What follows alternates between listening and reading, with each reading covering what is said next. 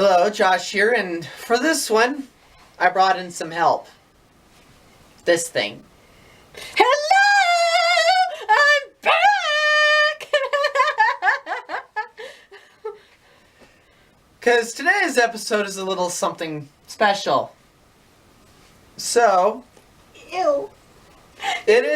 we'll be taking a look at The Amazing World of Gumball's lost episode, The Grieving. Want to tell them what it's about? Sadness, tragedy, and boringness! Exactly, she said it better than myself. Ow.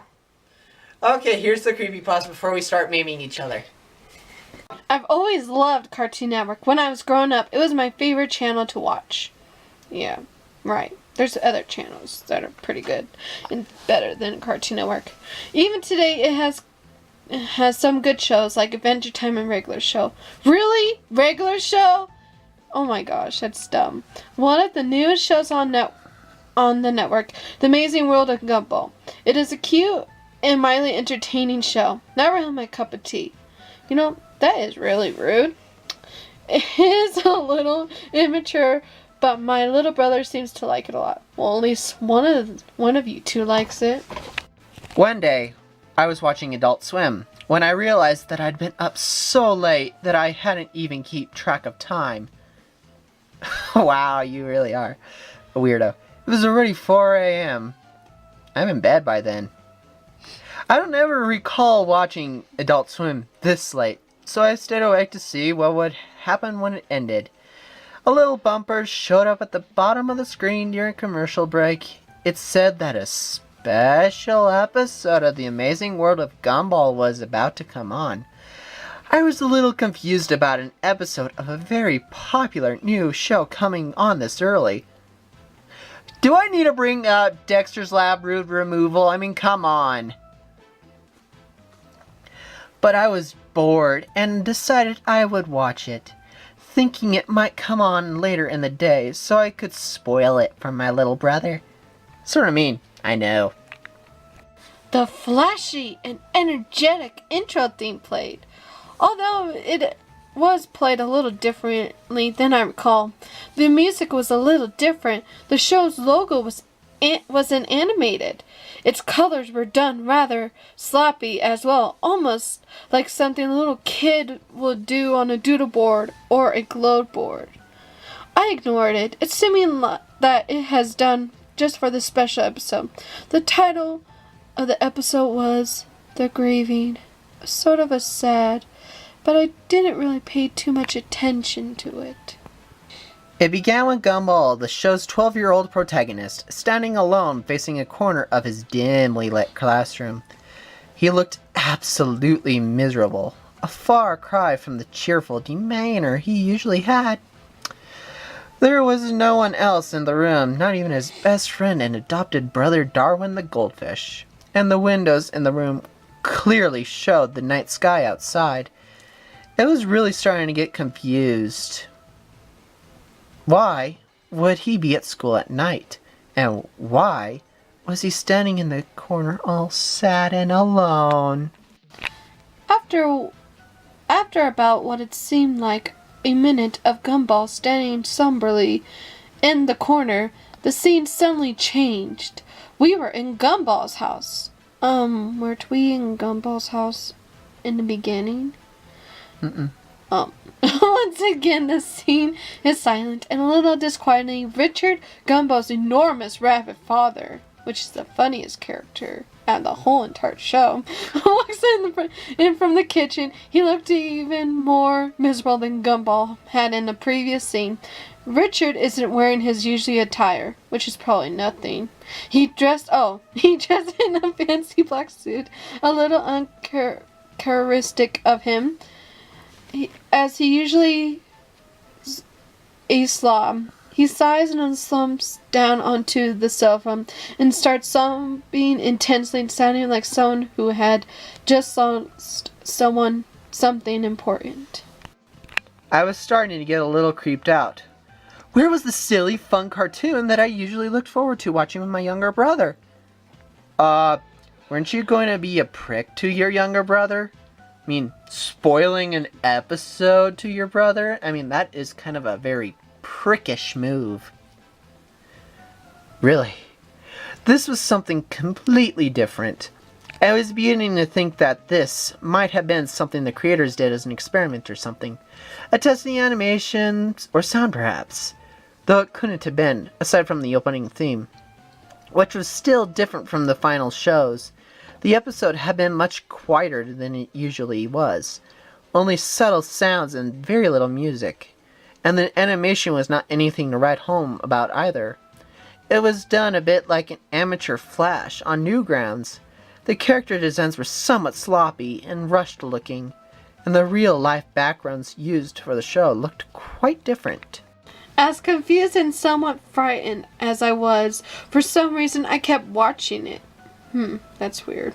Poor Richard was still sobbing on the sofa as the front door opened suddenly, making him jump a bit at such a loud noise. And Gumball's mother, Nicole, the boo cat like him, she's okay, stepped in like Richard. She wasn't wearing her usual outfit for some reason. She was wearing a black dress and was wearing a pretty black hat to match. Nicole sat down on the couch to comfort her husband, although she was looking a bit saddened herself. By this point, Richard's crying had begun to get more pained and miserable sounding. This wasn't the normal cartoon crying on the show. This was realistic and almost depressing crying. Finally, after what seemed like hours, the sad scene at their home ended as it shifted back to the school. We weren't in Gumball's classroom this time, we were in Principal Brown's office. Nicole and Richard were there in their usual clothes and looking more normal and happy than they had before, but still slightly worried. Principal Brown, however, looked extremely sad. He quietly and somberly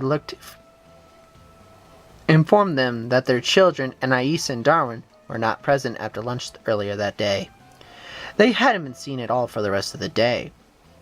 Aren't you just repeating that? Nicole was instantly furious at him. She began spouting various bleeps and calls at him that I don't think would have made it onto a more mature program like a regular show. Really? I don't know, I don't really watch regular show. I was laughing at this because it seemed sort of funny for Nicole to flip out in this manner and start swearing like a sailor in a G-rated cartoon. But my outlook soon changed when Principal Brown told her that something else after she finally quieted down. His eyes began to tear up as he informed them that they eventually were found, but they had not been found alive. Aww. He then went into graphic and nearly nauseating detail describing how their bodies were found. Oh boy, here it comes. Their parents were sitting in utter shock. I could hardly believe what was happening. How could such a cheery and fun kids show be taking such a dark and twisted turn? I was considering turning the television off, but I was too scared to be left in the dark by now. Wow, baby. Nearly frozen by fear and disturbed instantly at the terrible things that he was saying. Another flashback, and the scene was earlier that day, and the animation in the scene was even worse than earlier. I don't remember it very clearly, but I think it began his recollection by saying that the school had called the police department when they first turned up missing, believing that the kids had simply ran off and decided to skip school. Shame on those kids. Stay in school, kids! They said it was very uncharacteristic of both Darlin and Annalise to go skipping school like delinquents. Darlin was a little naive and a little bit ditzy, but he was a good kid and wouldn't have even dreamed of doing something like that. And Annalise was even less likely to run away. She was a straight A student, despite being only 4. Hey, that's pretty smart. Which also troubled the police, seeing as a defenseless 4-year-old little girl was missing, as well as an older boy. The school had been thoroughly checked, so the police started to search the heavily wooded area outside the school. It took a little time for the police to discover the horrifying fate of Anais.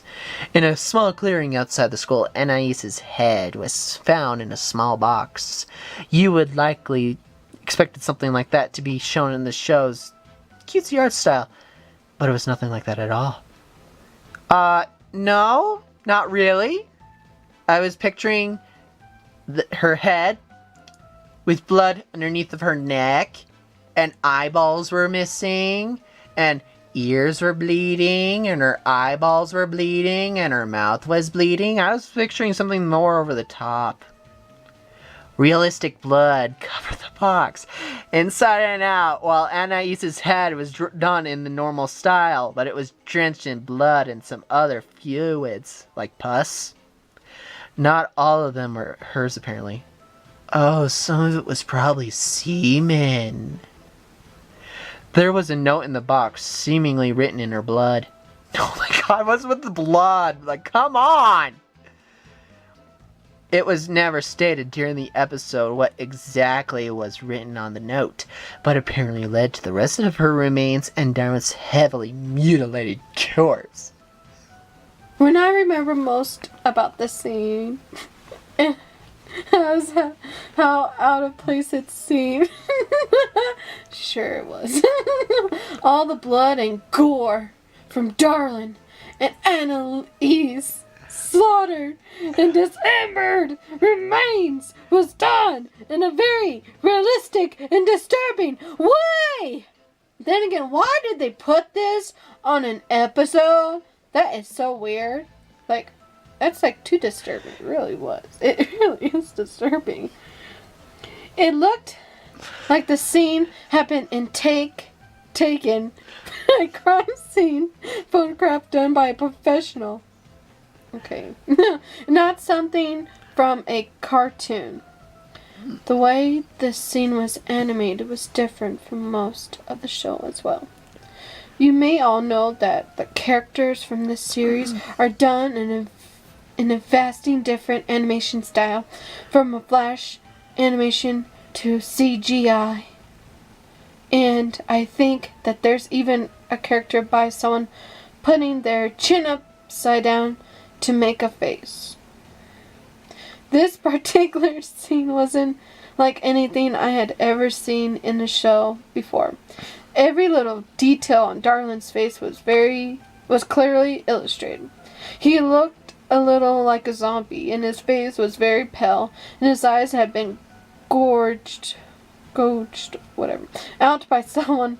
At least fared no better, or what was left of her anyway. She was naked, and her stomach had been still open. Her intestines were strewn around the trees and bushes in the woods, done once again in a very morbid, realistic style. I was feeling very ill by this time.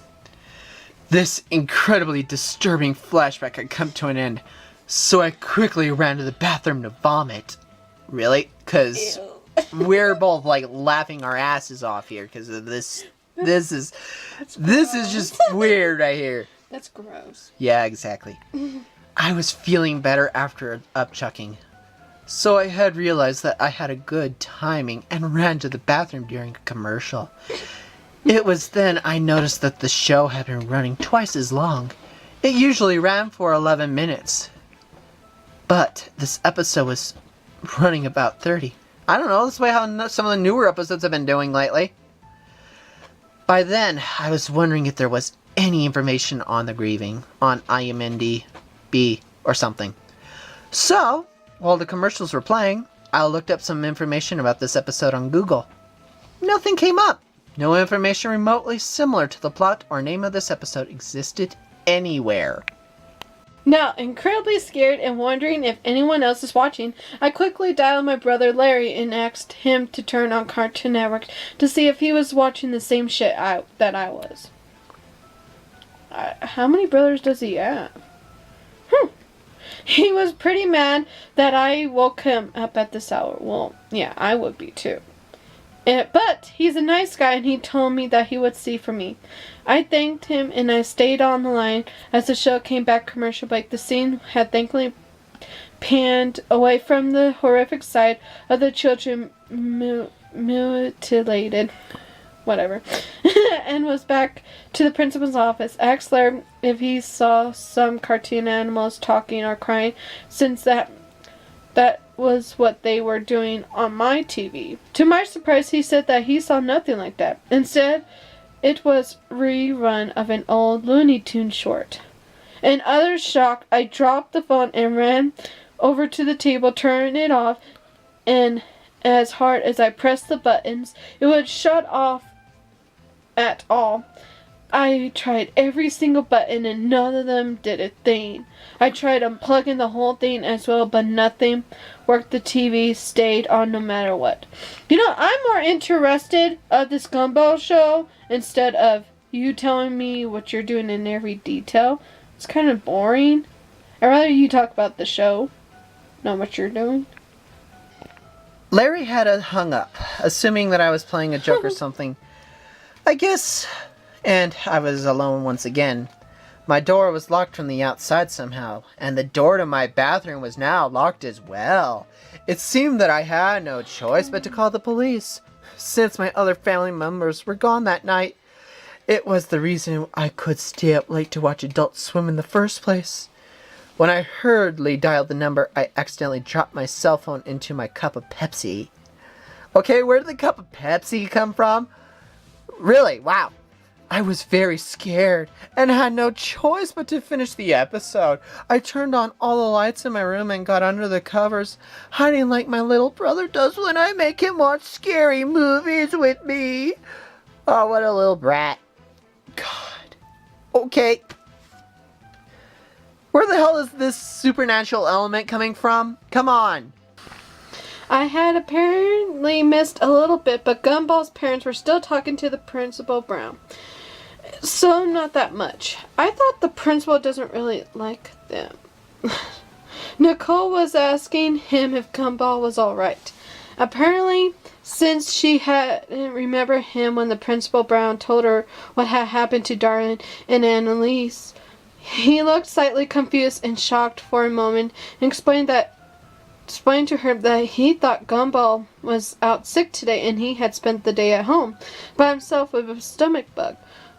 Nicole screamed and wailed while Richard quietly told him in a very out-of-character voice that they thought Gumball had got on the bus this morning, but it didn't seem that way.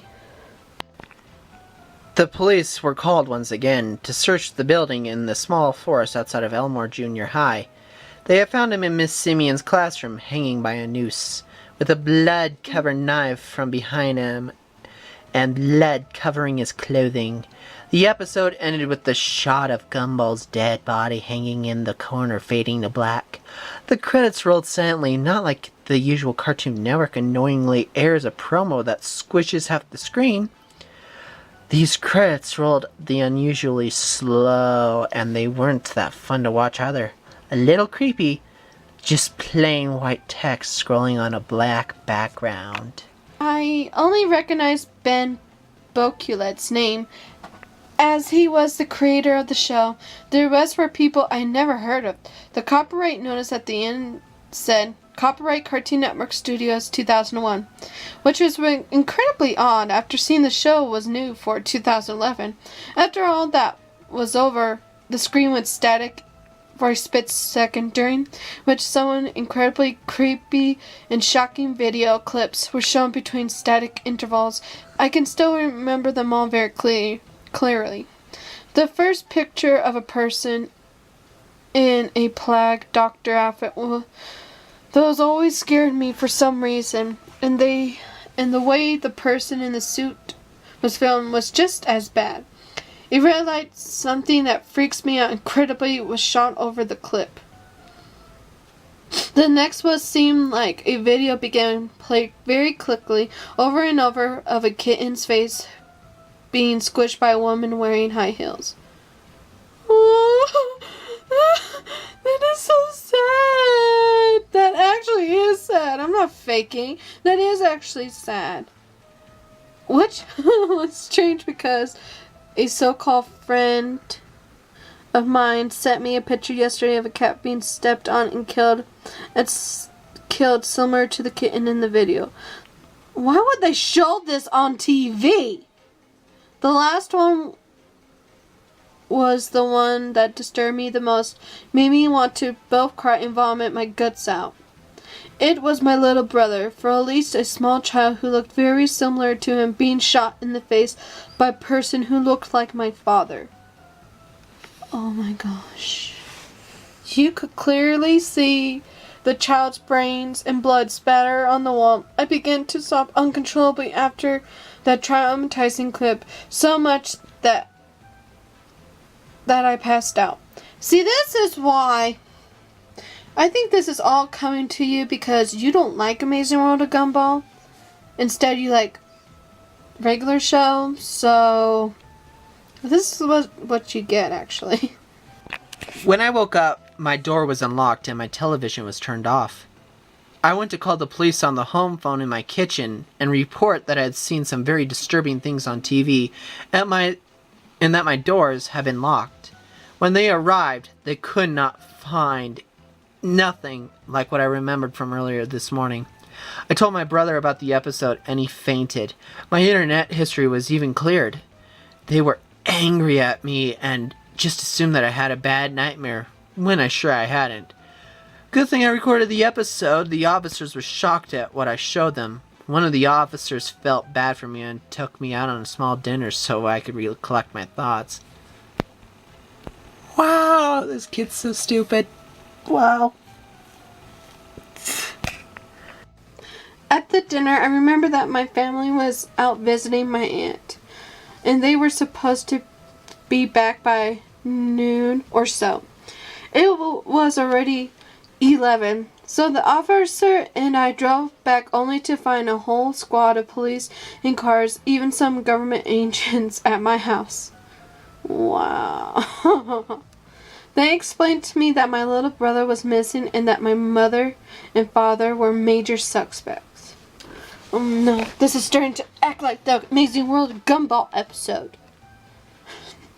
I was freaking out and I tried to tell them about the disturbing clip of the boy who looked like my little brother being shot in the head, but they wouldn't listen. I stayed with my older brother Larry, who wouldn't believe me either, still insisting that all he saw was an old Looney Tunes cartoon and nothing at all creepy or weird. The cops eventually told me that they would contact Turner Broadcasting and tell them about the incident. A representative of Turner Broadcasting came to my cousin's house to talk to me in private about what I had seen and expected that night. He was very kind, and it all seemed like a little some sort of front. After I could tell him all I remember, he agreed to play back that day's programming from the incident with the disturbing gumball I occurred. To my shock, all that was airing at that time was an old Looney Tunes short. Nothing more, nothing less. I hysterically sobbed and moaned that I had experienced and seen was completely real, but no one listened. Eventually, I discovered that Ben Boculet had a Twitter account, so I sent him messages about the episode, and this is the reply I got. One thing, how in the heck did you find that? I never, ever thought I would think about that old shame again. Don't tell anyone this, Sarah. Yes, that is my name. But the Amazing World of Gumball goes back further than you know. I used to have a really boring job as a teen, and I sketched little drawings of the Watersons and friends. The episode you saw was never supposed to be seen by anyone but me and a few friends of mine. It was a very, very awful thing to do, but we made the episode as a joke. A guy from my old job who everyone hated had lost a child to a crazed serial killer, who is apparently still out there somewhere. Anyway, we made it so we could make fun of how he came to into work usually crying like a fool, which is why you saw Mr. and Mrs. Watterson cry so much in the episode. I know I am deeply sorry for what I did, which is why I tried to bury that stupid thing years ago. Literally, I went to the countryside with my mates and dug a hole and buried it. What I don't get, though, is how you describe the blood and guts and stuff. We don't have any scene with Darwin's and Anais's bodies being found. All that happens in the episode is the parents are informed of the kids being found dead and them crying like crazy. We didn't even draw anything in the episode like that at all. We're not that sick. Now this is my theory. The lunatic who killed a man's child found tape we buried, watched it, and heavily ended it. Then he hijacked a local TV station near blank. I block out the name of my city. I'm paranoid enough, and it's a small town. Somehow we got the episode to air on our local Cartoon Network station. Now why your brother couldn't see it, I have no idea. Why it seems you're the only one who saw it, I have no idea either. Sorry, but I just don't know. Now for the explanation you have been waiting for. The clips at the end. I don't know! I don't! I'm believably sorry for the bottom of my heart, but I don't know why those clips were aired. I just don't. I am really sorry, I really am, but me and my mates are just the ones who made those scenes with Richard and Nicole crying. That's it. I'm so sorry, I'm so deeply sorry. Best wishes, Ben Bocale, and everyone involved with the grieving. Seriously, stay the bleak away from that episode. And that was the grieving. What do you think of it? I thought it was sad a little bit. What's wrong with you? This one wasn't very good. It sucked. How did it suck, eh? Well then, let me tell you, by the way. Oh no. Well, it went on longer than it needed to. It fell right into the lost episode category, cliches. It bored us to the point we were just trying to make each other laugh throughout it, if you could listen to the audio. And yeah, it just sucked. Do you have anything to add? Instead of nodding? No. It was okay. It was boring. And with that, I give it an F. I would give it a C. Why a C? For Clarissa.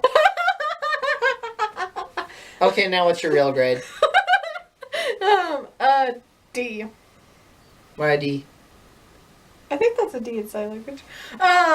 Because it was, I don't know, I don't want to have the same grade as him, I really don't, so D. Okay, so I guess for her it would be, she kind of liked some of the imagery it presented, I guess. Yes, I want to see it. I actually want to see the episode. Because I want to know if it's real or not. It's not real. Ugh. You telling me everything's not real? Yes. Do you hear that, YouTube? You heard that, YouTube. He doesn't believe in real stuff. Okay, so again, my grade F, her grade D. We'll see you next time. Bye.